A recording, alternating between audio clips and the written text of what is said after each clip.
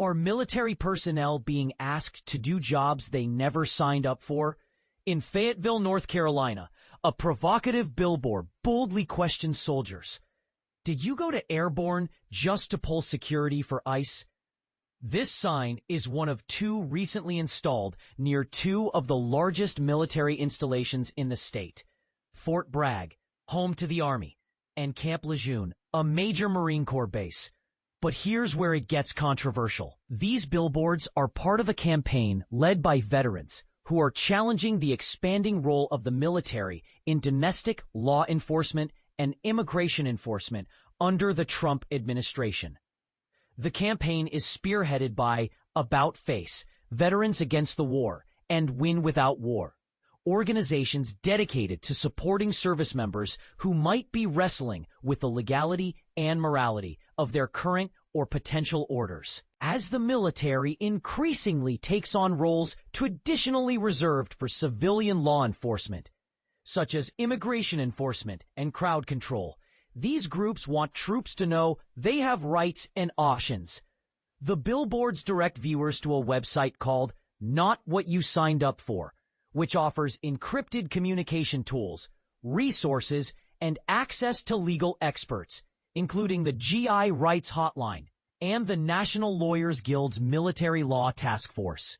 Harrison Mann, Associate Director for Policy and Campaigns at Win Without War, and a former Army major who resigned from the Defense Intelligence Agency in 2024 over concerns about U.S. military support for Israel, explains the urgency. Several cities have been targeted for National Guard deployments, either by the administration or state governors. We want to ensure that troops in these situations understand their rights and the choices available to them.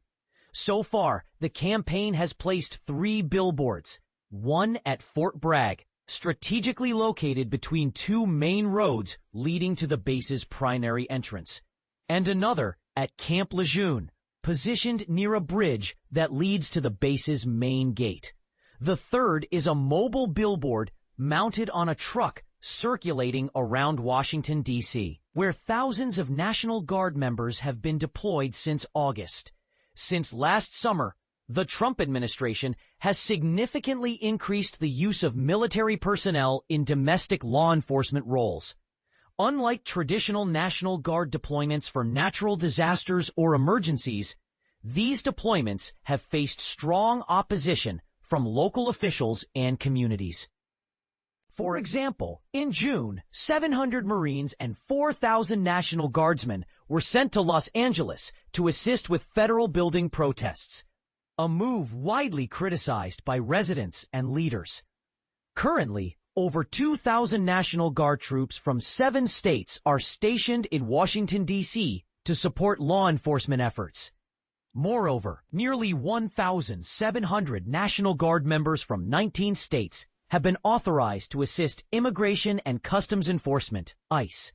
As of the latest reports, about 1,500 troops are engaged in administrative and logistical support roles, such as collecting biometric data, scheduling appointments, and managing fleet expenses. The Virginia National Guard, for instance, is actively involved in these tasks. This billboard campaign emerges amid growing concerns from progressive veteran groups and military legal experts that service members could soon face orders conflicting with their personal ethics or potentially deemed unlawful in future military courts. James M. Branham, a military lawyer connected to the campaign, shares that many younger troops express sentiments like, "This is not what I signed up for." Meanwhile, more experienced soldiers often prefer to keep a low profile, just biding their time. Interestingly, Branham notes that while he expected more calls from National Guard members unhappy with their deployments, he is actually receiving more inquiries from active duty troops who are reading the writing on the wall and worried about what lies ahead. Brittany Ramos de Barros, organizing director for About Face, draws from her own military background to explain the campaign's mission. She recalls how military culture often isolates those who question orders, making them feel like they're alone or wrong for dissenting. "You're not alone," she emphasizes.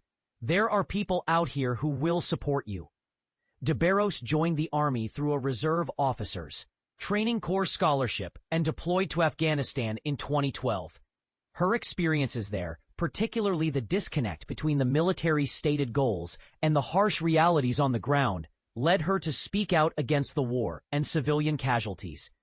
As a captain in the reserves, she faced threats of court-martial and was eventually discharged. She sees the current domestic deployments as a continuation of a harsh lesson she learned overseas. The military's primary function is to execute violence efficiently, not to serve as peacekeepers or diplomats. She points out the irony of sending Marines to Los Angeles to keep the peace, calling it one of the most contradictory uses of military force imaginable. Mann, reflecting on his 13 years in the Army, admits he never questioned the legality of his orders until recently.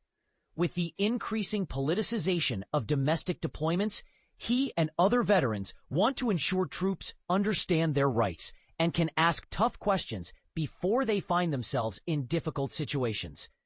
I don't want the first time a soldier or Marine thinks about how to respond to an unlawful order to be when it's shouted at them in Baltimore or Memphis, Mann says. People need to start thinking about this now.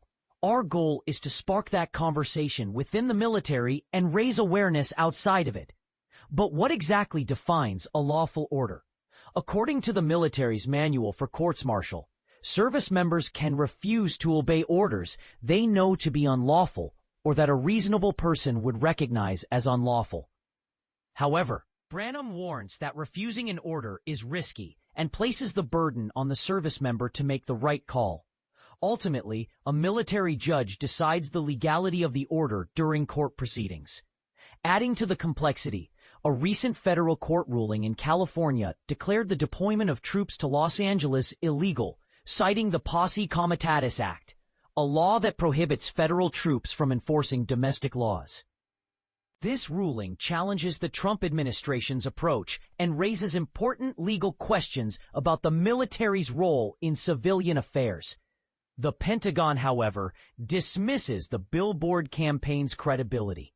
Pentagon Press Secretary Kingsley Wilson criticized Win Without War as not a veterans group and accused it of using Democratic funding to promote poorly designed graphics. He defended the military's cooperation with other agencies to secure borders and protect communities. This raises another intriguing question. Is it even legal to use billboards to encourage military members to question their orders? A 2014 Supreme Court case involving a protester outside a military base offers some insight. Dennis Apel protested for 17 years near Vandenberg Air Force Base, even squirting his own blood on the base sign before the Iraq War. Although he was convicted for violating a base ban on protests, the Supreme Court ruled that the base commander's control extends over the entire jurisdiction, including designated protest zones outside the fence. This ruling complicates the rights of protesters near military installations. Erwin Chemerinsky, Apel's lawyer, argued that public roads near military bases should be open for peaceful protest, highlighting the tension between free speech and military authority. So, what do you think? Should military personnel be encouraged to question orders they believe are unlawful or unethical? Is the expanding use of troops in domestic law enforcement a necessary measure for national security, or a dangerous overreach that risks politicizing the military? And how far should veterans and advocacy groups go in supporting service members who resist such deployments?